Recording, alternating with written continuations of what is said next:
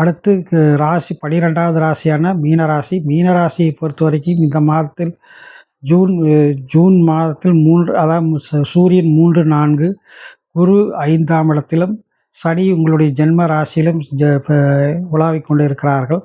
இந்த காலகட்டங்கிறது ஜென்மச்சனிங்கிறது எப்பவுமே ஒரு ராசிக்கு ஒரு பெரிய மைனஸ் தான். இருந்தாலுமே கூட உங்களுக்கு உங்களுடைய ராசி அதிபதி உச்சம் அடைஞ்சு உங்களுடைய ராசியவே திரும்ப பார்க்கக்கூடிய ஒரு அற்புதமான மாதமாக இது இருக்க போகுது. அதனால் உங்களுக்கு ஜென்மச்சனியினுடைய அதிதீவிரமான பாதிப்புகள் குறையும். ஏதாவது எதிர்பார்ப்புகளை நீங்கள் மனசுக்குள்ளே வளர்த்திக்கூடாது. உங்களுக்கு இந்த உத்திரட்டாதி நட்சத்திரக்காரருக்கு சில பாதிப்புகள் இருக்கும். ஜென்மச்சனி நடக்கக்கூடிய உத்திரட்டாதி நட்சத்திரக்காரர்கள் அது நடக்கணும் இது நடக்கணுங்கிற ஒரு எதிர்பார்ப்புகள் வேண்டாம். உங்களுக்கு தொழில் ரீதியாகவும் குழந்தை பிறப்பு சம்மந்தப்பட்ட எதிர்பார்க்குறவங்களுக்கும் சிறப்பாக இருக்கும். தொழில் ரீதியாகவும் தொழிலும் நல்லாவே இருக்கும். பெரிய பிரச்சனைகள் இருக்காது. தொழில் மாற்றத்தை விரும்புகிறவங்களும் தாராளமாக மாறலாம். ஏதாவது சொத்துக்கள் விற்பனை எதிர்பார்க்கிறவங்களுக்கும் தாராளமாக சொத்துக்கள் விற்பனையாகும்.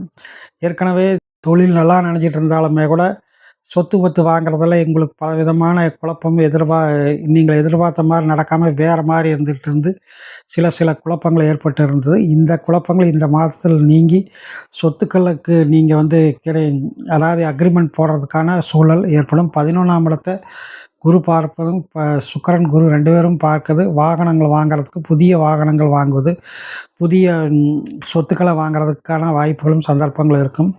என்ன இருந்தாலும் ஜென்மச்சனி நடக்கும்போது எதிலும் சில தடங்கள் குழப்பம் ஏற்பட்டு சரியாகும்.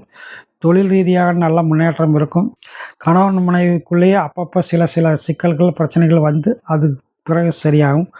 உங்களுக்குள்ளும் அப்பப்போ சில நரம்பியல் சம்மந்தப்பட்ட கோளாறுகள் திரும்பவும் சரியாகக்கூடிய மாதமாக இருக்கிறது. இந்த மாதத்தை பொறுத்த வரைக்கும் இந்த ஜென்மச்சனி நடந்துகிட்டு இருந்தாலுமே கூட உங்களுக்கு சகல வகையில் லாபஸ்தானத்தை குரு சுக்கிரன் பார்க்குறனால பணவரவு அற்புதமாக இருக்கும். உங்களுடைய ராசியை குரு பார்க்கனால மனதும் உடலும் அற்புதமாகவே தெம்பாகவும் உறுதியாகவும் இருக்கக்கூடிய ஒரு நல்ல மாதமாக இது இருக்க போகுது. இந்த மாதத்தை பொறுத்த வரைக்கும் ரொம்ப சிறப்பான மாதம். கடன் சம்மந்தப்பட்ட விஷயத்தில் கொஞ்சம் சற்று நிதானிப்பது நல்லது. கண் சம்மந்தப்பட்ட கோளாறுகள், பல் சம்மந்தப்பட்ட கோளாறுகள் வந்தால் உடனடியாக மருத்துவரை பார்ப்பது நல்லது. மீன ராசிக்கு இந்த மாதம் சந்திராஷ்டமங்கிறது 24, 25 தேதிகள். மிக்க நன்றி. வணக்கம்.